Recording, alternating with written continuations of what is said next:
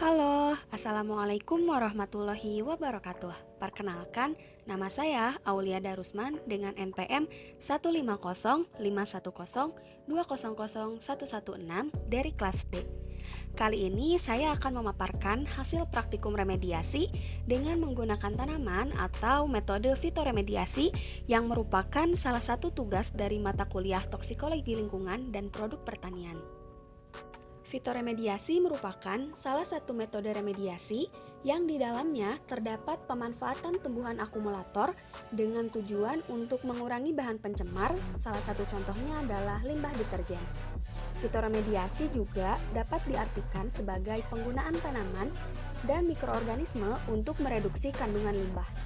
Tanaman yang digunakan dalam metode ini juga sangat bervariasi, dan eceng gondok merupakan salah satu tanaman agen fitoremediasi. Laporan praktikum ini meliputi tahapan persiapan, pelaksanaan, dan juga pengamatan.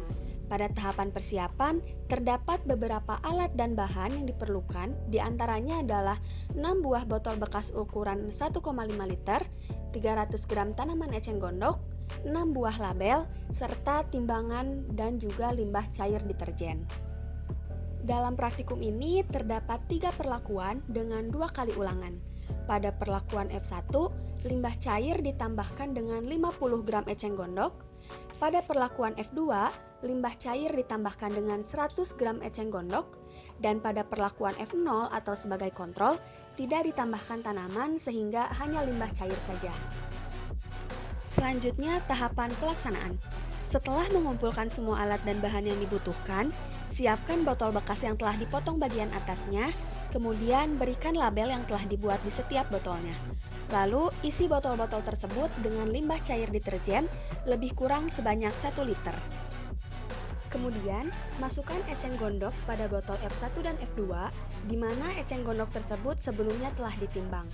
Tambahkan eceng gondok seberat 50 gram pada botol F1 dan seberat 100 gram pada botol F2.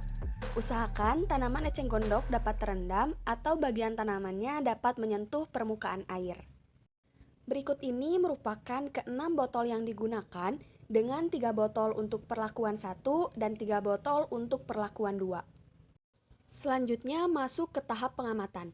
Pengamatan dilakukan selama 7 hari. Pada hari pertama, terlihat perbedaan warna cairan yang cukup signifikan, di mana warna cairan deterjen pada botol F2 terlihat lebih gelap dibandingkan dengan botol F1. Lalu, untuk tanaman eceng gondoknya, pada botol F2, tanaman terlihat mulai layu dan terdapat bagian daun yang mengering. Hal ini sama baik pada perlakuan 1 maupun pada perlakuan 2. Pengamatan pada hari ketiga menunjukkan adanya sedikit perubahan warna cairan pada botol F1, di mana warnanya ini terlihat sedikit lebih terang dibandingkan dengan hari sebelumnya. Perubahan juga terlihat pada daun tanaman eceng gondok.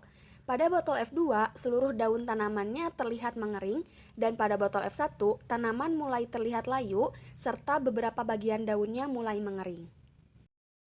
Pada pengamatan hari kelima, warna cairan pada botol F1 lebih terlihat jernih dibandingkan dengan hari sebelumnya, sedangkan warna cairan pada botol F2 semakin menggelap dan semakin jauh dari warna cairan pada perlakuan kontrol atau botol F0. Tanaman pada kedua botol terlihat lebih mengering dibandingkan dengan tanaman tersebut di hari sebelumnya. Terakhir, pengamatan pada hari ketujuh. Warna cairan pada botol F1 terlihat sedikit menggelap, tidak sejernih pengamatan sebelumnya, dan warna cairan pada botol F2 terlihat tidak ada perubahan dengan pengamatan sebelumnya. Tanaman pada botol F1 terlihat beberapa bagiannya lebih mengering lagi, namun masih terdapat daun yang sedikit layu.